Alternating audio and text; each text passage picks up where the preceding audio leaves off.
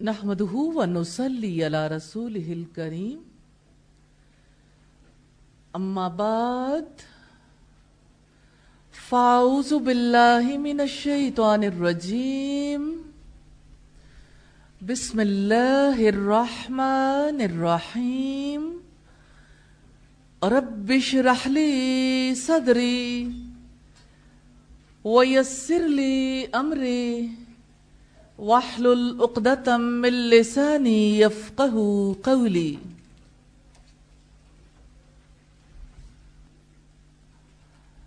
अस्मा सिफ़ात के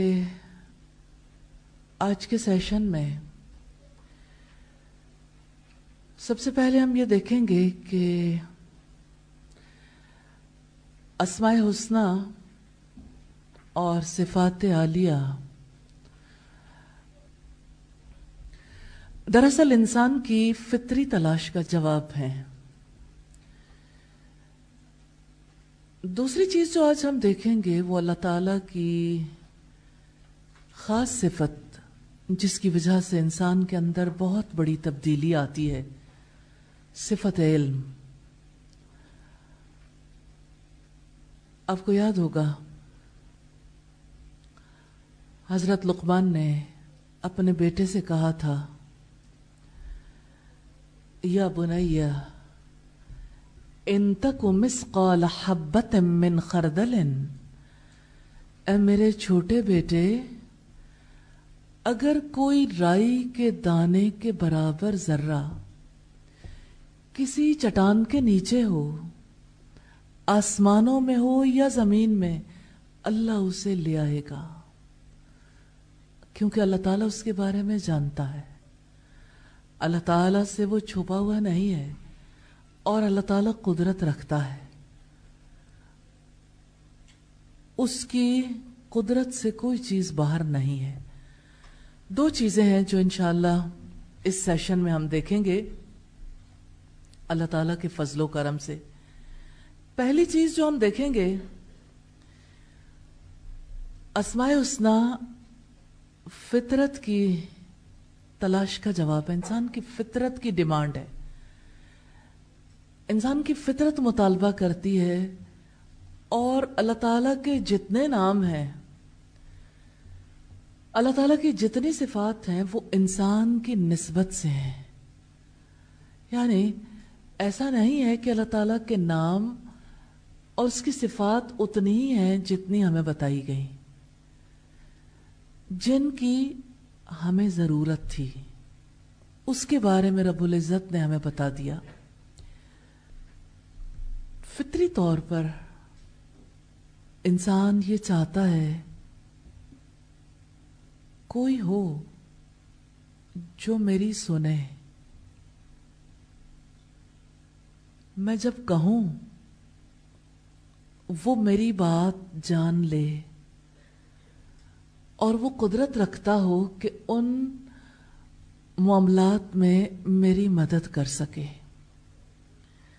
जाहिर है महज सुन लेना तो काफी नहीं है। कितने ही लोग हैं जो सुनाते हैं लेकिन उनकी बात सुनी अनसुनी कर दी जाती है। तो अल्लाह ताला की जात में जब वो समात को कमाल पर देखता है, क्योंकि उसका नाम अस्समी है, उसकी वजह से उसके दिल के अंदर यकीन उतरता है कि वो है जो सबकी सुनता है एक ही वक्त में। जमीन और आसमान में कितनी मखलूकात हैं, सभी उसको पुकारते हैं और वो सबकी सुनता है। फिर अब देखिए कि कोई मुश्किल लम्हा इंसान की जिंदगी में ऐसा होता है, और ये लम्हे आते ही रहते हैं जब इंसान को अल्लाह ताला की मदद की जरूरत होती है। जैसे कोई शिद्दत का बीमार अपनी जिंदगी से मायूस हो चुका हो, जिसको कोई उम्मीद बाकी ना हो, फिर भी اللہ تعالیٰ کی ذات سے اس کا جو تعلق ہے اس کی وجہ سے وہ جانتا ہے کہ کوئی ہے جو مردہ ہڈیوں میں جان ڈال سکتا ہے، جو کسی چیز کو عدم سے وجود میں لاتا ہے، اور وہی ہے جب بیمار ہو جائیں تو وہی شفا دیتا ہے، اس سے امید باندھنے والا ناکام نہیں ہوتا۔ تو اس کے اس نام کی وجہ سے کس طرح سے انسان اس سے دعائیں کرتے ہیں، جیسے اللہ تعالیٰ نے قرآن حکیم میں رمضان اور روزے کے احکامات کے درمیان جب دعا کی بات کی تو اپنی کچھ صفات کا تعارف کروایا۔ وَإِذَا سَأَلَكَ عِبَادِي عَنِّي، اب امیجن کریں ساری دنیا سوال کر رہی ہے اور اپنے پیدا کرنے والے کے بارے میں سوال کر رہی ہے۔ ساری دنیا یہ سوال کرتی ہے کون ہے جس نے ہمیں پیدا کیا؟ وَإِذَا سَأَلَكَ عِبَادِي عَنِّي، اور جب میرے بندے آپ سے میرے بارے میں سوال کریں تو آپ انہیں بتا دیں فَإِنِّي قَرِيب، میں ان کے قریب ہوں، جب بھی پکارنے والا پکارتا ہے میں اس کی پکار سنتا ہوں، جواب دیتا ہوں۔ اسماء الحسنی کا یہ علم انسان کو کہاں سے کہاں لے جاتا ہے۔ وہ رہتا زمین پر ہے لیکن اس کی فکر، اس کی سوچ کیسے آسمان والے تک جا پہنچتی ہے۔ وہ زمین کی تنہائیوں میں رہے، گہرائیوں میں رہے، وہ صحراؤں میں ہو، میدانوں میں ہو یا پہاڑوں پر ہو، سمندروں کی تہوں تک پہنچا ہوا ہو، اسے جب یہ علم ہوتا ہے میرا رب ہے، وہ میری سنتا ہے، تو کیسے اس کے رویے میں تبدیلی آ جاتی ہے۔ آپ اگر یہ دیکھنا چاہیں ہمارا اور اس رب کا کیا تعلق ہے تو یہ تعلق محض الفاظ کا نہیں ہے، یہ تعلق دراصل اس وقت مضبوط ہوتا ہے جب بندہ اپنے رب کے بارے میں جانتا ہے اور اس کے بارے میں غور و فکر کر کے اسے پا لیتا۔ جب وہ اپنے رب کو پا لیتا ہے دراصل اس وقت اس کی زندگی میں اصل تبدیلی کا آغاز ہوتا ہے۔ اس لیے میں یہ سمجھتی ہوں کہ ہمیں اس پر بات کرنے کی ضرورت ہے کہ وہ کیسا ہے جیسا اس نے اپنی ذات کا تعارف کروایا۔ نبی صلی اللہ علیہ وسلم کی ایک دعا میں ہمیں یہ ملتا ہے، میں تیری ثنا کا حق ادا نہیں کر سکتا، تو ویسا ہی ہے جیسے تو نے اپنی ثنا بیان کی ہے۔ یعنی نہ الفاظ ہیں ویسے، نہ الفاظ کی حقیقت کا علم ہے، نہ تیری ذات کے بارے میں اتنا گہرا ادراک رکھتے ہیں، تو جو تو ہمیں بتا دے وہی آخری بات ہے۔ تو اس دنیا میں کسی انسان کی ہستی کی جو حقیقت ہے نا، اس کا تعین اللہ تعالیٰ کی ذات کے تعلق سے ہوتا ہے۔ کتنا وہ اپنے رب کے بارے میں جانتا ہے، کتنی وہ سمجھ رکھتا ہے، کتنا وہ غور و فکر کر کے اسے پا لیتا۔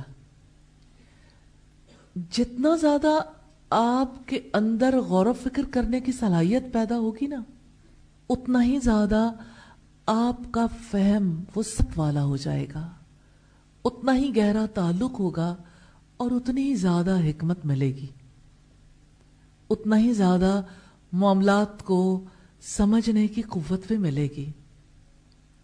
تو اصل میں اسماء حسنی کی وجہ سے سب سے بڑی تبدیلی جو انسان کے اندر آتی ہے وہ یہ کہ انسان جھک جاتا ہے اپنے مولا کے آگے اور اس کے دل سے اپنی بے بسی کا اظہار ہونے لگتا ہے، اور جب وہ یہ اظہار کرتا ہے تو اس کے ہاتھ بھی دعا کے لیے اٹھ جاتے ہیں۔ یہ پوائنٹ آف ریفرنس ہے۔ اور اللہ سبحانہ و تعالی اور ہمارے بیچ میں جو سب سے بڑا تعلق ہے نا، وہ تعلق دعا کا ہے۔ اسی لیے نبی صلی اللہ علیہ وسلم نے فرمایا الدعاء هو العبادہ، دعا ہی تو عبادت ہے. تو دعا جو ہے یہ اللہ تعالیٰ کی پہچان کا ذریعہ ہے، اور یہ دعا ہی ہے جس کی وجہ سے ہمارے حالات اور ہمارے معاملات بدل جاتے ہیں. اللہ تعالیٰ سے دعا ہے ہمیں دعا کی حقیقت کو سمجھنے کی توفیق عطا فرمائے اور ہمیں اپنے سے دعائیں کرنا نصیب فرمائے. دوسری بات جو آپ کے سامنے رکھنا چاہتی ہوں، اور یہ پہلی بات سے ہی متعلق ہے، انسان جو ہے وہ دراصل سیکنگ اینیمل ہے. سیکنگ اینیمل سے مراد یہ ہے کہ وہ تلاش میں ہے. کبھی آپ نے دیکھا ایک بچہ کیسے اپنے ارد گرد کی ہر چیز کی حقیقت کو تلاش کرنا چاہتا ہے. جو چیز اسے ملے اس کے لیے سب سے بڑی جو پاور ہوتی ہے نا، وہ ٹیسٹ کی پاور ابتدا میں.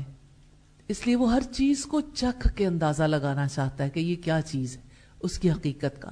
ہر چیز اس کے منہ میں جاتی ہے تو اس کے منہ میں جانے سے اسے پتہ چل جاتا ہے کہ یہ نقصان دہ چیز ہے، فائدہ مند ہے، یا یہ کیسی ہے. بہت گہرائی سے تو وہ ادراک نہیں کر سکتا، لیکن کرنا ضرور چاہتا ہے ہر چیز کو اپنے منہ میں ڈال کے. اس کا کوئی کھلونا ایسا نہیں ہوتا، اس کی دودھ کی بوٹل بھی، اس کے ارد گرد پڑی ہوئی تمام اشیاء بھی، کچھ بھی اسے مل جائے ہر چیز منہ میں، اور اگر کچھ نہ ملے تو اپنا ہاتھ ہی منہ میں، کیونکہ وہ ہر وقت تلاش میں ہے. یہ انسان کی اصل حقیقت ہے کہ انسان متلاشی ہے، اسے تلاش ہے. تو سوال یہ پیدا ہوتا ہے اسے کس چیز کی تلاش ہے؟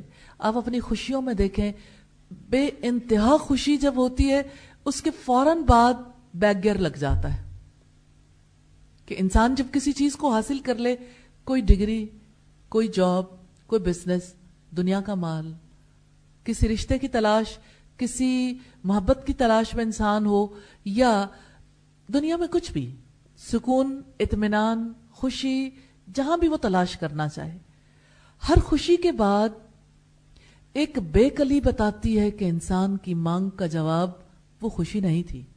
انسان اس خوشی کی تلاش میں نہیں تھا محض.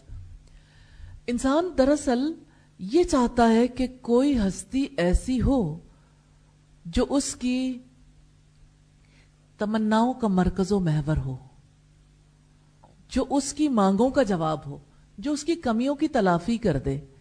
اب دیکھیں انسان جو ہے وہ محتاج ہے اور اسے احتیاج ہے ایسی ہستی کی جو اس کی احتیاج کو پورا کر دے، جو اس کی ضرورت کو پورا کر دے.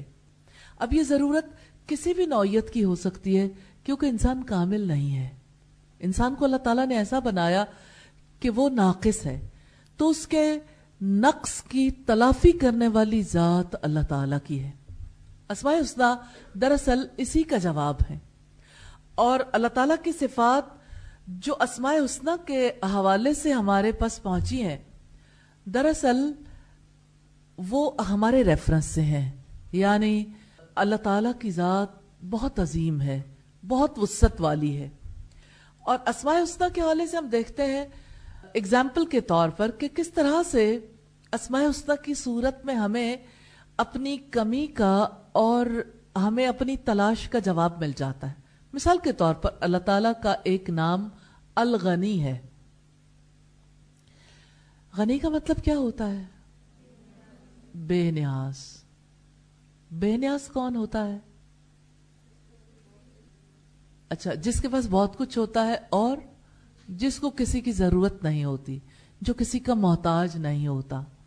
اللہ تعالیٰ الغنی ہے، وہ ایسی ہستی ہے جسے کسی سے کچھ لینے کی ضرورت نہیں ہے.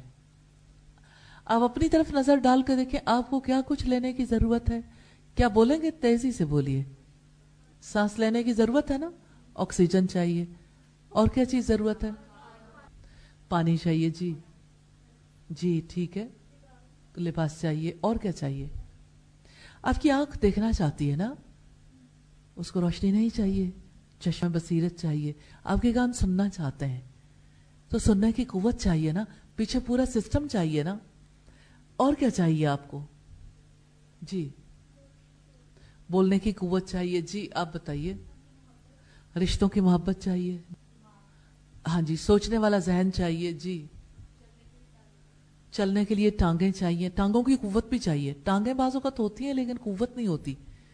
ابھی مجھے کسی نے بتایا, تھوڑی دیر پہلے کی بات ہے, کہ میں جائے نماز پہ بیٹھی تھی, جب میں اٹھی ہوں تو میری ٹانگیں میرا بوجھ نہیں سہار سکیں اور میں وہیں گر گئی. اللہ تعالیٰ شفائے کاملہ دے.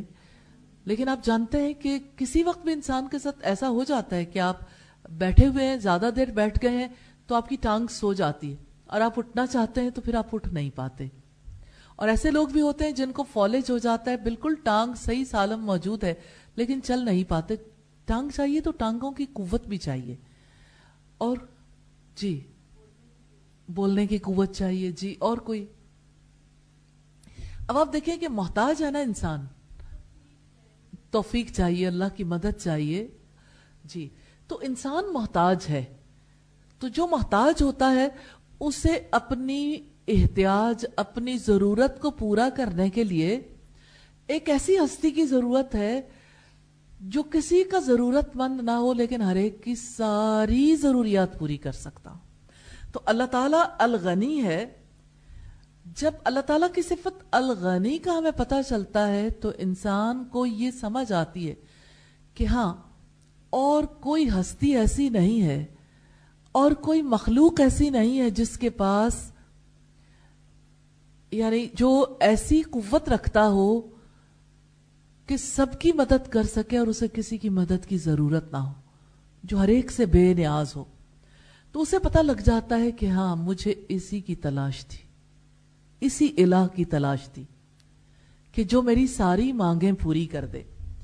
اور اسے یہ سمجھ آ جاتی ہے جب وہ اللہ کی کتاب میں پڑھتا ہے, یا ایھا الناس, اے لوگو, انتم الفقراء الی اللہ, تم سب اللہ کے آگے فقیر ہو, سب فقیر ہو. واللہ هو الغنی الحمید, اور اللہ تعالی وہ بے نیاز ہے, بہت خوبیوں والا ہے, کمال درجے کی خوبیاں رکھتا ہے. پھر آپ دیکھیں کہ انسان کو اپنی زندگی کے لیے رزق چاہیے. اس رزق کی تلاش میں انسان کس طرح سے مصروف عمل ہے. کوئی محنت کرتا ہے, کوئی جابز کرتا ہے, کوئی بزنس کرتا ہے, کوئی اس کے لیے انڈسٹری لگاتا ہے, کوئی دوسرے کئی کام کرتا ہے. اگر آپ یہ دیکھیں کہ رزق کے لیے اس دنیا میں کتنی ایفرٹس ہیں تو آپ کو لگے گا سب کچھ رزق کے حصول کے لیے ہو رہا ہے.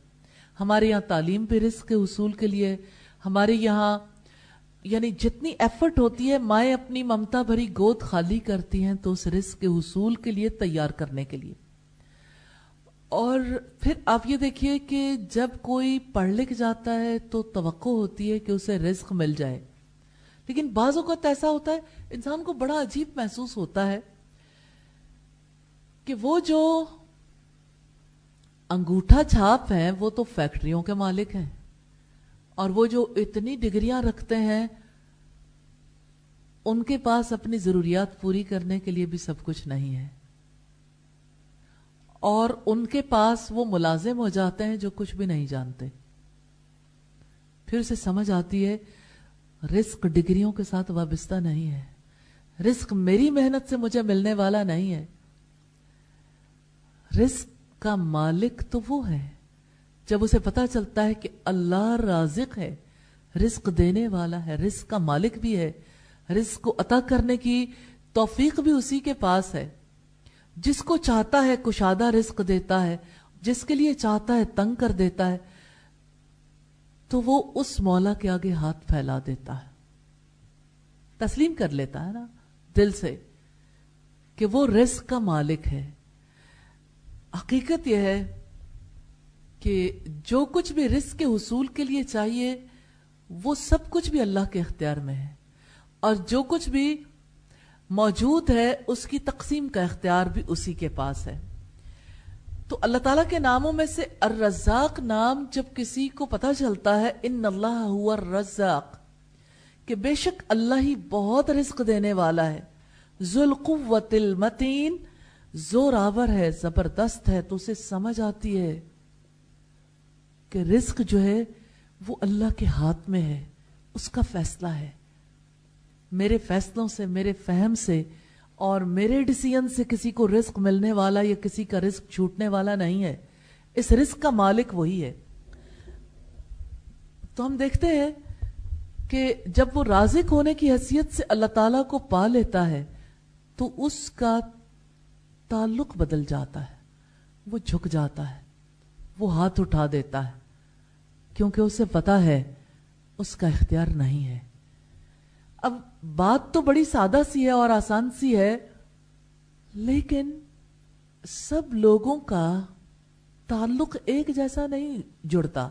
जैसे सबको पता है कि हम मरज़ूक हैं, रिस्क पाते हैं और वो राज़िक है, लेकिन हर एक का फहम उसके राज़िक होने के बारे में एक जैसा नहीं, जिसकी वजह से हर एक का ताल्लुक भी एक जैसा नहीं है। इसी तरह से अब देखिए, कुछ अल्लाह ताला की सिफात ऐसी हैं जिनकी वजह से इंसान की जिंदगी में बहुत गहरी तब्दीली आती है।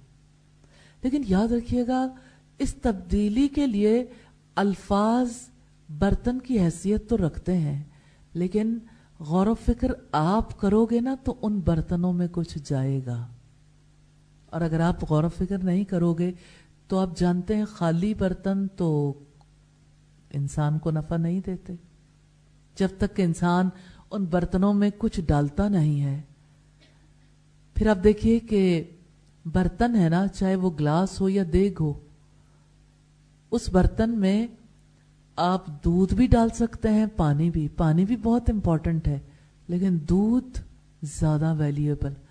तो दूध से मुराद ज्यादा कोशिश करना है, यानी फहम के लिए ज्यादा कोशिश करना।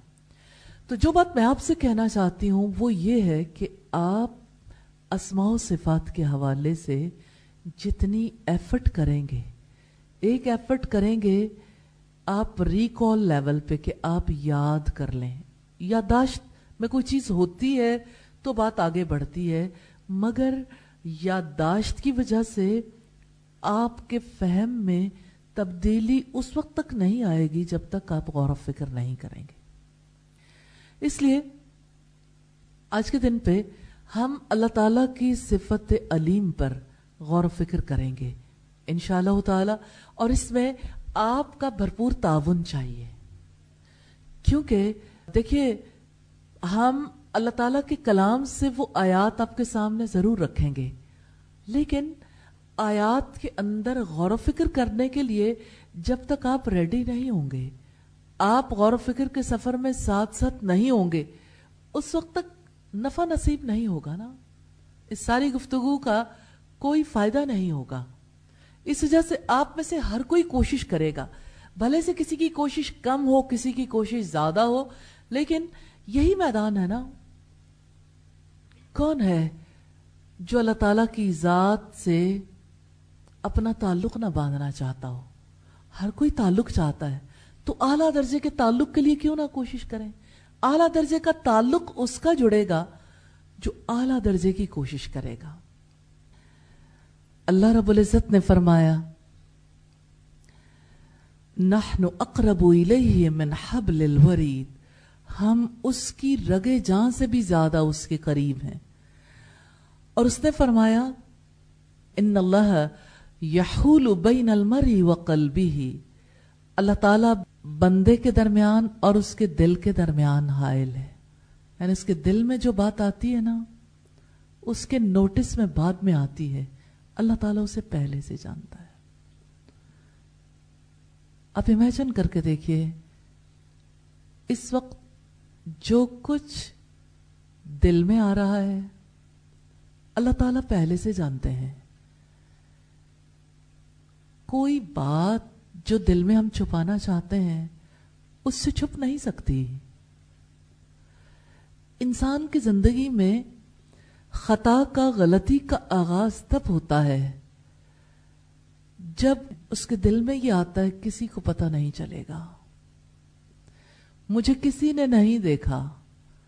अल्लाह ताला ने اس ایک بات کو کس کس طریقے سے ہماری زندگی میں رکھا ہے کہ وہ آپ کو دیکھتا ہے, آپ کے بارے میں جانتا ہے, پوری طرح خبر رکھتا ہے.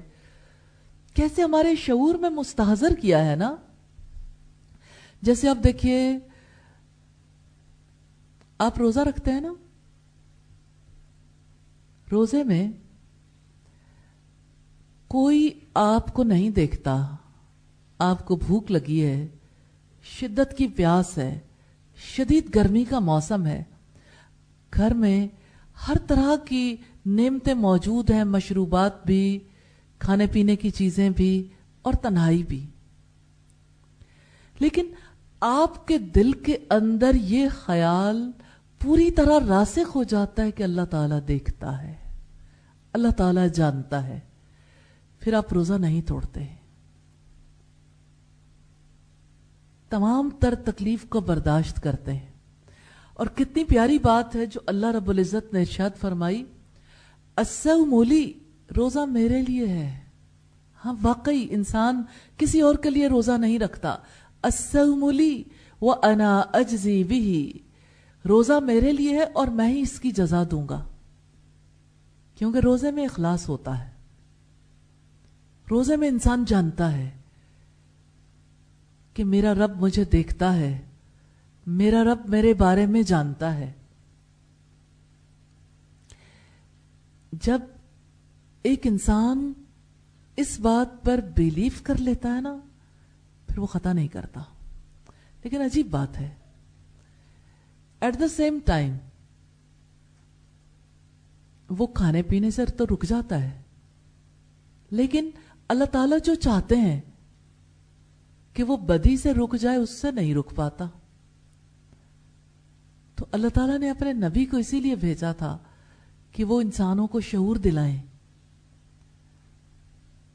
اور نبی صلی اللہ علیہ وسلم نے فرمایا, جس نے روزہ رکھنے کے باوجود جھوٹ بولنا نہیں چھوڑا, اللہ تعالیٰ کو اس کے بھوکا پیاسا رہنے کی کوئی ضرورت نہیں.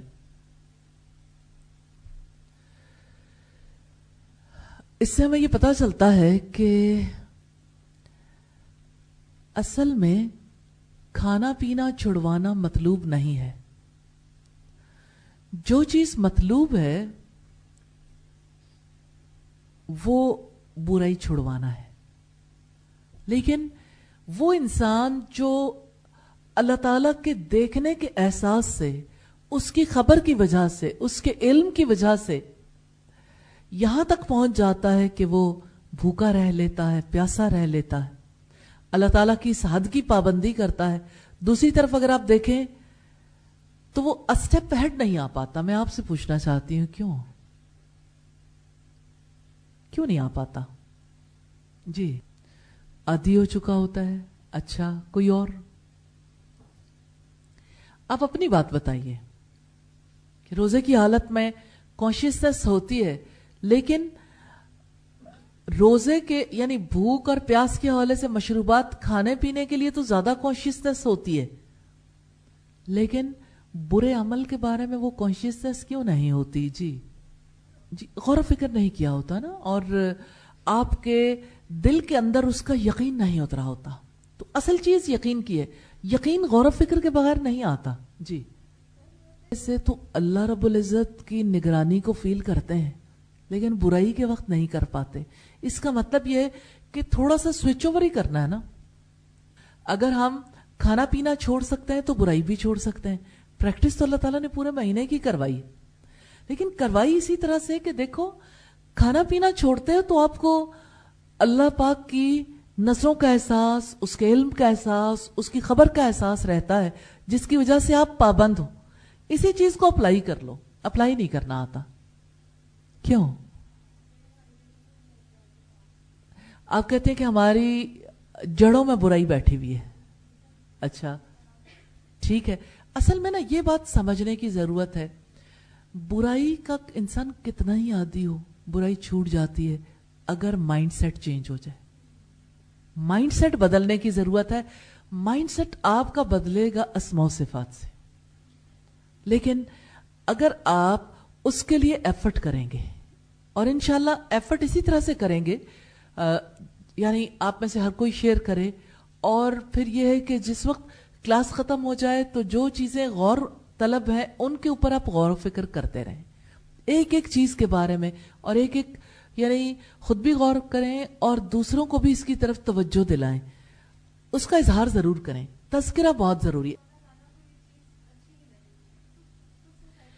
آپ نے اچھی توجہ دلائی ہے کہ جب انسان کو یہ پتہ چل جائے کہ یہ بات اللہ تعالیٰ کو پسند نہیں ہے تو پھر انسان اس کی ناپسند کو چھوڑ سکتا ہے، لیکن یہ اس شخص کی حالت ہے جو اپنے علم اور فہم میں بہت آگے پہنچ چکا ہو اور جو اللہ تعالیٰ سے محبت رکھتا ہو، جس کی ابھی محبت ڈیولپ نہیں ہوئی، جس کا بھی محبت کا تعلق سٹرونگ نہیں ہوا، اس کے لیے یہ علم بھی اسے ہو نا کہ اللہ تعالیٰ اسے ناپسند کرتے ہیں، اسے فرق نہیں پڑتا۔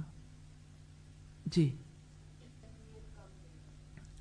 بات آپ کی بھی ٹھیک ہے کہ انسان مادی چیزوں کو توجہ دیتا ہے، اور جو غیر مرئی چیزیں، نظر نہ آنے والی مانوی چیزیں ہیں، ان کے بارے میں وہ اتنا کانشیس ہی نہیں ہوتا، حالانکہ سب سے زیادہ اس کے بارے میں کانشیس ہونے کی ضرورت ہے، یہ بات سچ ہے، اس لیے کہ ان کو پھر توجہ بھی نہیں دیتا نا، یعنی اپنی ذات کے حوالے سے ان کو اپنے لیے عیب محسوس نہیں کرتا، اپنے لیے نقصان دہ محسوس نہیں کرتا، اور اپنے لیے سزا کا باعث بھی نہیں سمجھتا، یعنی اس کو آنے والے کل میں رکھ کے نہیں دیکھتا کہ اس برائی کی وجہ سے مجھے کہاں تک پہنچا دیا جائے گا، یہ بات اس کی سمجھ میں نہیں آتی۔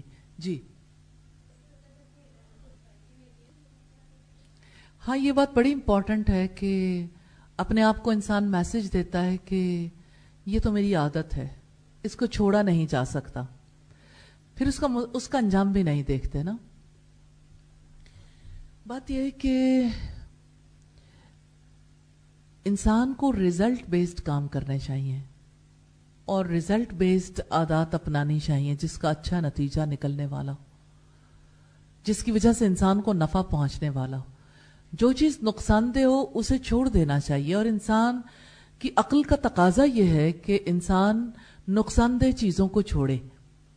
تو برائی انسان کے لیے نقصان دہ ہے، رب العزت بھی یہی بات سمجھاتے ہیں، کیونکہ اس برائی کی وجہ سے جو اللہ کی پسند کا کام کیا ہے نا وہ بھی ضائع ہو جائے گا۔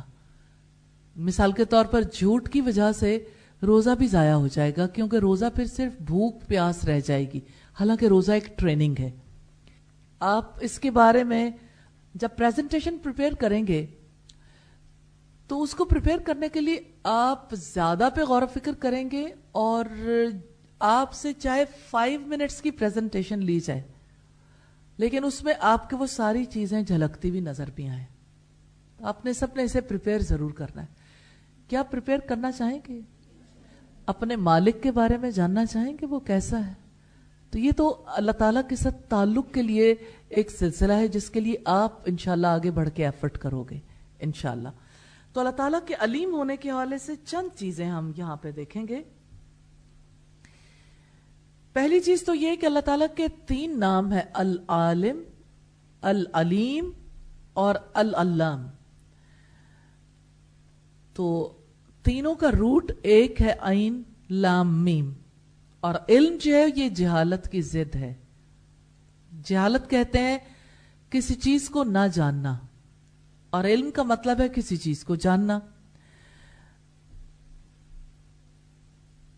تو عالم کہتے ہیں ایسے شخص کو جو علم رکھنے والا ہو یا جاننے والا ہو، اور علام جو ہے مبالغے کا صیغہ ہے، اور اسی طرح سے العلیم جو ہے اس میں بھی بہت زیادہ شدت پائی جاتی ہے عالم کے مقابلے میں۔ العلیم سب کچھ جاننے والا، یعنی کچھ بھی جس سے چھپا ہوا نہیں ہے۔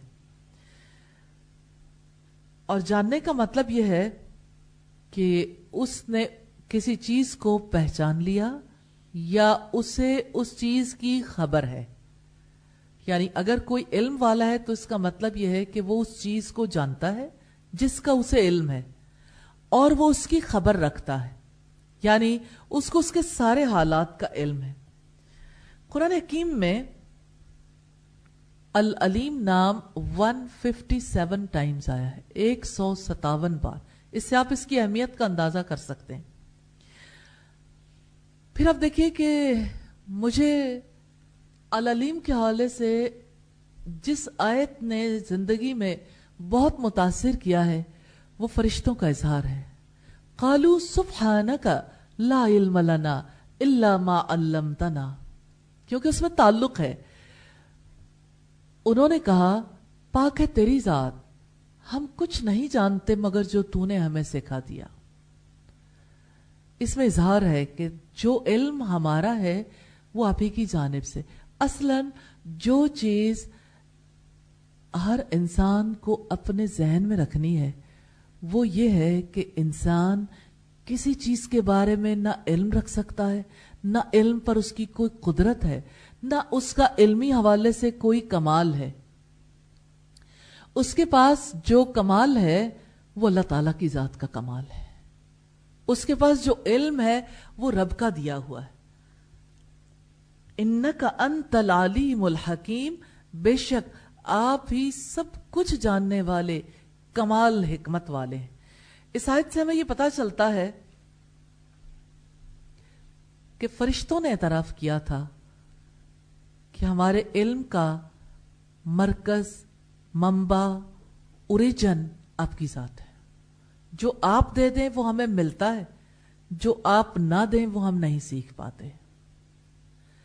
ہر انسان کو اس آیت سے سبق لینا چاہیے.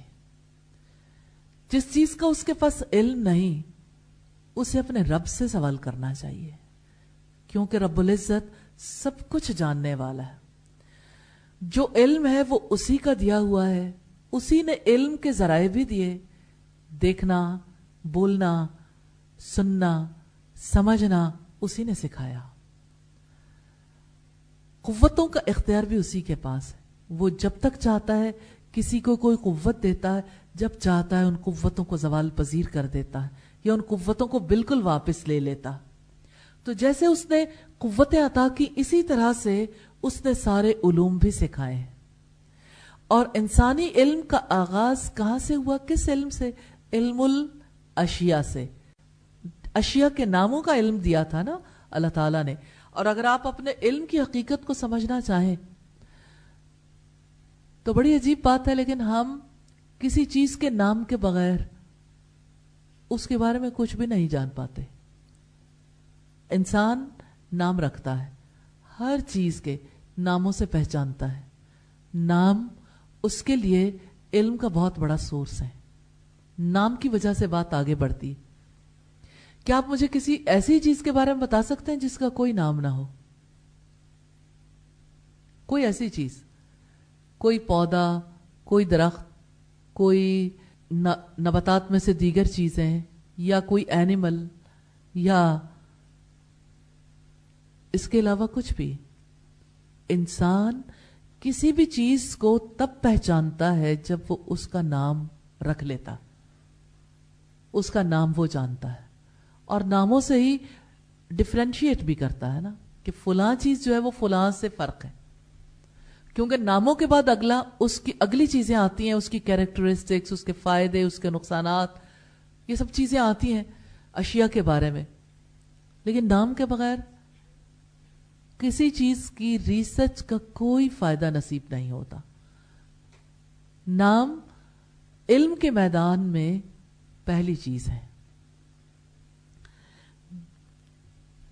پھر اسی طرح سے رب العزت نے فرمایا واللہ علیم بذات الصدور, اور اللہ تعالیٰ دلوں کی باتیں خوب جاننے والا ہے.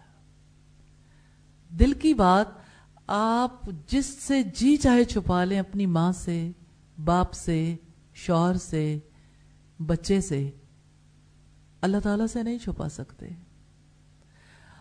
اور ذات الصدور عربی زبان میں کہتے ہیں دلوں کی ملکہ کو, یعنی اس میں انسان کے رجحانات, اس کے خیالات, اس کی پسند ناپسند, ہر ایک چیز اس میں آ جاتی ہے. ذات الصدور. اب انسان نے چھپا کے رکھا ہے کہ اسے کیا پسند ہے اور کیا ناپسند ہے, انسان کا ٹرینڈ کیا ہے. اپنے ٹرینڈ کے بارے میں بچے ماں باپ سے بھی چھپا لیتے ہیں کہ میرا کس چیز کی جانب رجحان ہو رہا ہے. اللہ تعالیٰ سے نہیں چھپا سکتے. آپ اس کو امیجن کر کے دیکھیے, ان اللہ علیم بذات الصدور. تو وہ سینہ جس کا علم اللہ کے پاس ہے, اس کے بارے میں جب یہ یقین ہو کہ اللہ سے نہیں چھپ سکتا, وہاں پر بدگمانی کیسے رہتی ہے, وہاں پر بغض کیسے رہتا ہے, وہاں پر کینہ کیسے رہتا ہے, وہاں پر حسد کیسے جنم لیتا ہے, دنیا کی محبت کیسے آتی ہے, غفلت کیسے آتی ہے. جو اس بات پر بلیو رکھتا ہے ان اللہ علیم بذات الصدور, بے شک اللہ تعالی سینوں کی باتیں پوری طرح جاننے والا ہے, پوری طرح, کچھ بھی چھپا ہوا نہیں. میں آپ کو دیکھ رہی ہوں نا, مجھے آپ کا چہرہ تو نظر آتا ہے, لیکن آپ کا پچھلا حصہ مجھے نظر نہیں آ رہا. یہ میری لمیٹیشن ہے اور آپ کی بھی ہے. ہم سب ایک برابر ہیں نا.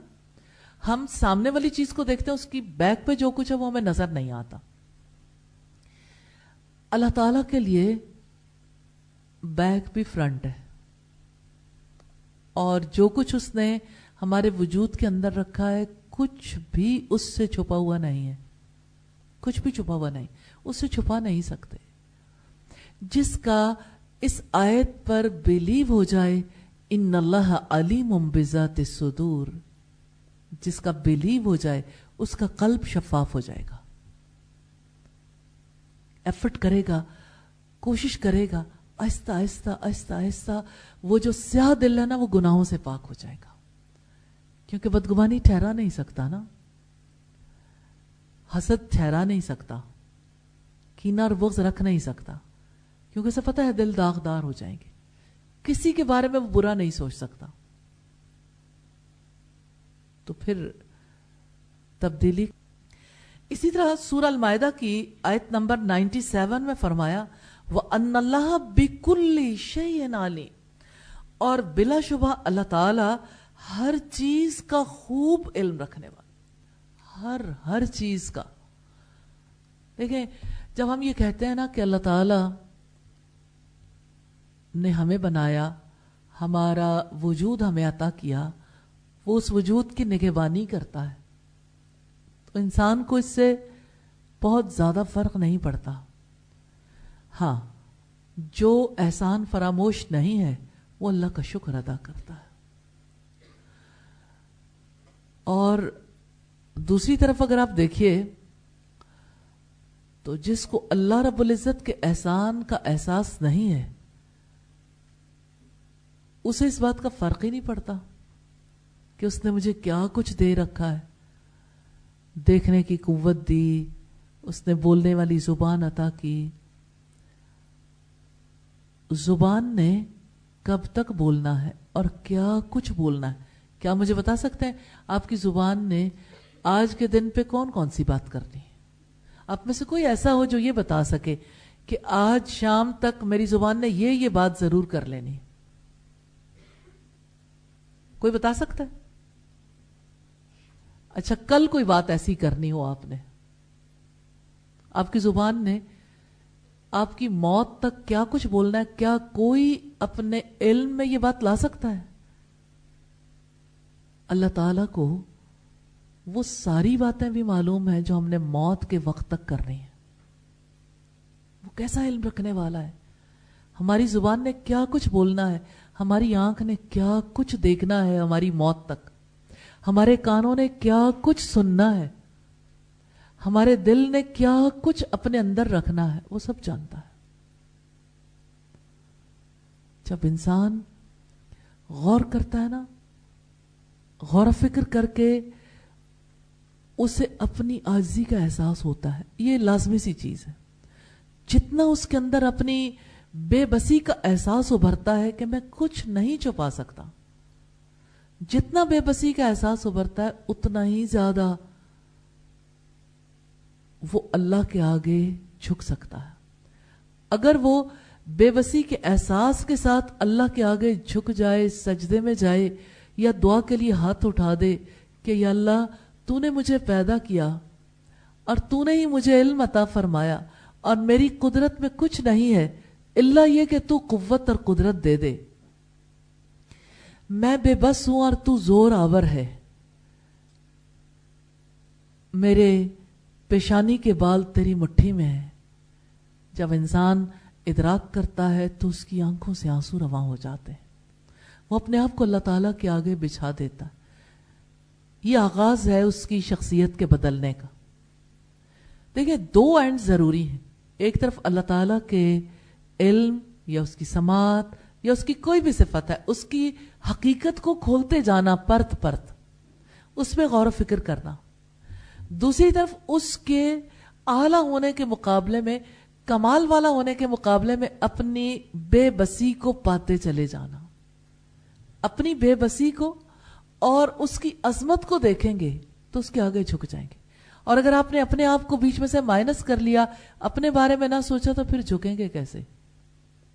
جھکنے کے لیے اپنی بے بسی کو بھی سوچنا پڑتا ہے کہ میں تو اتنی آواز سن سکتی ہوں جتنی قوت مجھے دی گئی. اگر اس سے زیادہ آواز ہو تو میرے کان کے پردے پھٹ جائیں گے. اور ایک وقت میں میرے لیے دو آوازوں کو ڈیفرینشیٹ کرنا مشکل ہو جاتا ہے. ایک وقت میں دو لوگوں کی بات کو پورے طریقے سے سمجھ نہیں پاتی. اور یہ کہ دیوار کے پار کوئی بولے تو مجھے سمجھ نہیں آتی. اور میرا علم اتنا لمیٹڈ ہے کیونکہ میری صلاحیتیں اور قوتیں لمیٹڈ. اور جو چیز میرے علم میں آ بھی جاتی ہے اس پر بھی میرا اختیار نہیں ہوتا. اختیار اسی کا ہے, تو پھر ڈگیں ڈال دیں, اپنے آپ کو اس کے آگے بچھا دیں.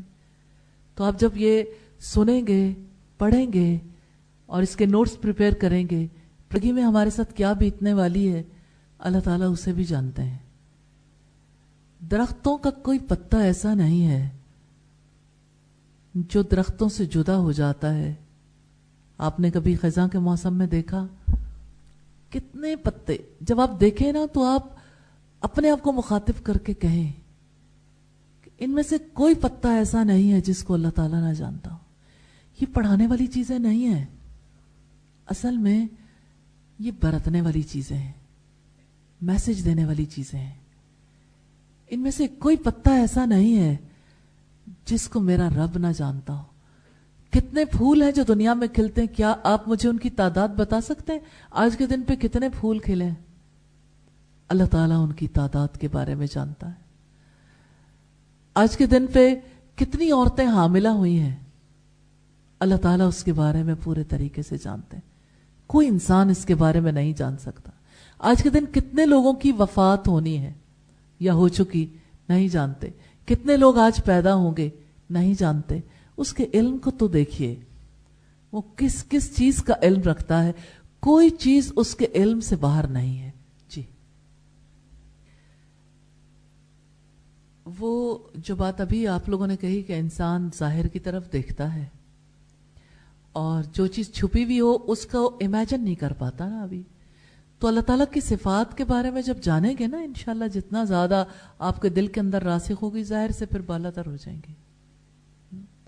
اور یہ کہ جب انسان علم سیکھ رہا ہوتا ہے تو اسے استاد کی نظروں سے بھی, اس کے جسچر سے بھی, اس کی آواز سے بھی ان چیزوں کی حقیقت سمجھ آتی ہے. اس لیے توجہ اس جانب ہوتی ہے.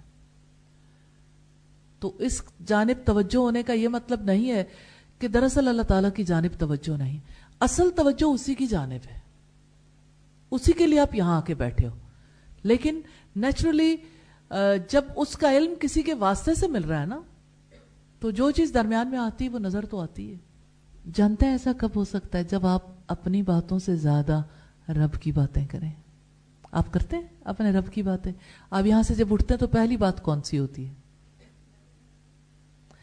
آپ نا کانشیسلی اللہ تعالیٰ کے علم کے بارے میں اس ویک میں باتیں کریں گے, اللہ تعالیٰ کے العلیم ہونے کے حوالے سے. اور یہ بہت زیادہ آپ کے لیے ہیلپ فل ہوگا انشاءاللہ تعالی. سبحانک اللہم و بحمدک نشہد ان لا الہ الا انت نستغفرک و نتوب الیک. السلام علیکم ورحمۃ اللہ وبرکاتہ.